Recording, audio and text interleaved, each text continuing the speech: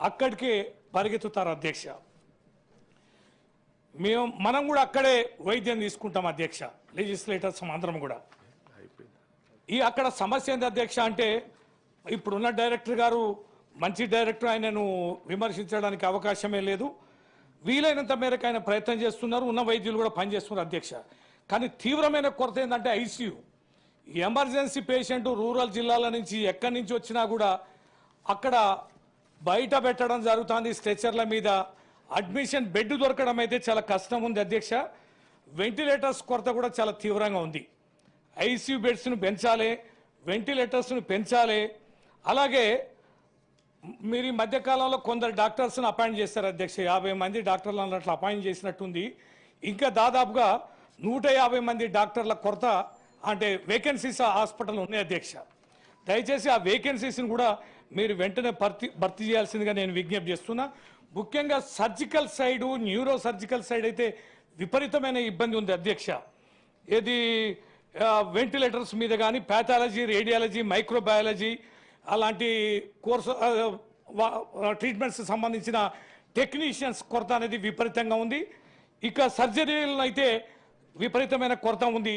చాలామంది ప్రొఫెసర్స్ మరి ఆదరణ లేక, సరి అయినటువంటి నియంత్రణ లేక, లేదా ఈ కొరత ఇబ్బందులు ఒత్తిళ్ల వల్ల హాస్పిటల్స్ని వీడి ప్రైవేట్ హాస్పిటల్స్కి ఇతర చోట్లకి వెళ్ళిపోతున్నారు అధ్యక్ష. మంచి మంచి నిపుణులున్న వైద్యులని మనం ఎందుకు హాస్పిటల్ నుంచి విడిపోతున్నారు, దానిపైన పూర్తిగా అధ్యయనం చేసి దాన్ని కూడా నివారించాల్సిన అవసరం ఉంది అధ్యక్ష. అలాగే ఇంకో కొత్త హాస్పిటల్ కూడా మనం పోయిన ప్రభుత్వం, మా ప్రభుత్వంలోనే శంకుస్థాపన చేయడం జరిగింది. అది కొద్దిగా స్లోగా నడుస్తున్నది.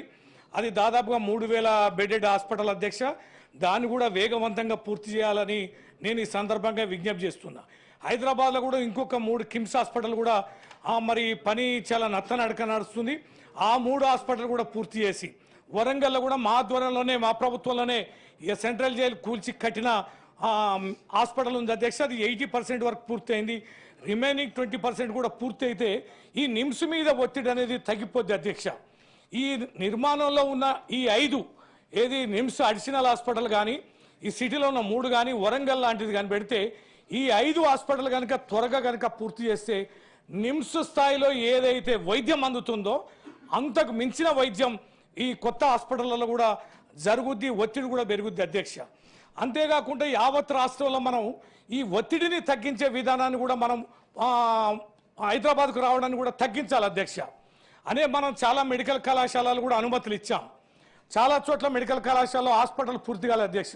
మనం నల్లగొండలో కానీ, మా మైబాలో కానీ, సూర్యాపేటలో కానీ ఎక్కడైనా మెడికల్ కళాశాల పూర్తి చేశాం కానీ ఈ 500 బెడెడ్ హాస్పిటల్స్ మాత్రం పూర్తి చేయలేదు అధ్యక్ష.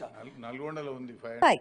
అన్ని జిల్లా కేంద్రాల్లో, మండల కేంద్రాల్లో, ప్రైమరీ హెల్త్ సెంటర్స్లో మనం గత ప్రభుత్వం చాలా పెద్ద ఎత్తున దాదాపుగా 143 పరీక్షలకు సంబంధించి ఆ ల్యాబ్కు సంబంధించిన మెకానిజం కూడా మనం ఇచ్చినాం అధ్యక్ష.